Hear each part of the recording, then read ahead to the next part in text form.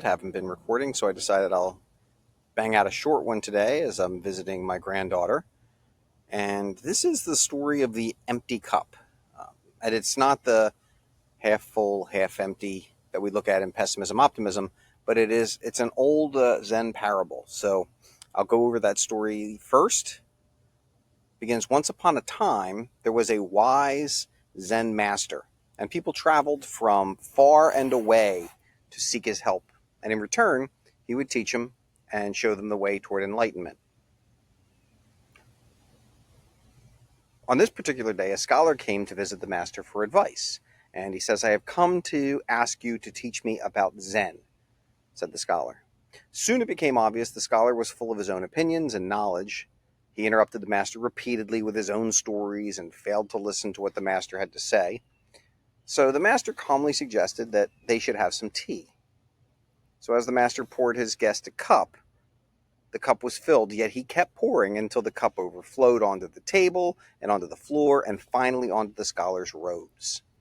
The scholar cried, "Stop, stop, the cup is full. Can't you see?" "Exactly," the Zen master replied with a smile. "And you are like this cup, so full of ideas that nothing more will fit in. Come back to me with an empty cup." And I like that story because I think sometimes we all get caught up in asking people questions and not really taking the time to listen to what they have to say. We don't bother really seeking their advice. In fact, we want to show off how much we know and what we know. And in many ways, that's locked us into being unable to know.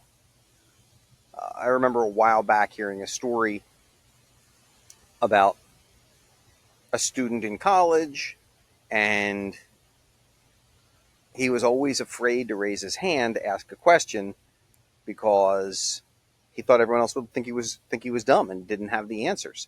And one day when he was sitting in class, another student raised their hand and asked a question that he had. And afterward, he approached that student and said to him, like, "How do you have the courage to admit you don't know something?" And the other student just looked at him and said, "Well, that's what learning is. It's admitting you don't know things." And I know in my life there's so many things I don't know, and I love being around people who are smarter or who have more experience, or people who just do things other than what I do, because it gives me a chance to learn and to grow and to become a better person. And I don't just want to say more educated, because I think sometimes it's not just education that comes into play, but it is that idea of just understanding that world around us. And when our cup is full, we can't take in any new information. We lose that ability to bring in more knowledge. So I think today I come to you saying that achieve a beginner's mind. Admit what you don't know. Admit what it is you still need to learn, and then open yourselves up to learning that. Find a way in life to make yourself a student again. For me in the classroom for so many years, that was the greatest thing in the world when I opened myself up to what the students could teach me and allowed myself to learn and really, really grow as a teacher. And then listening to my colleagues and what my colleagues knew and gaining from them. They had a style that I didn't have. I could try something new to see it work in the classroom. It was a really wonderful thing because I felt like every day it made me better. So maybe rather than seeking perfection, maybe rather than seeking enlightenment, maybe rather than trying to have all the answers, we empty our cups. And when you wake up in the morning, we ask ourselves, how can I make myself better today than I was yesterday? How can I continue to grow?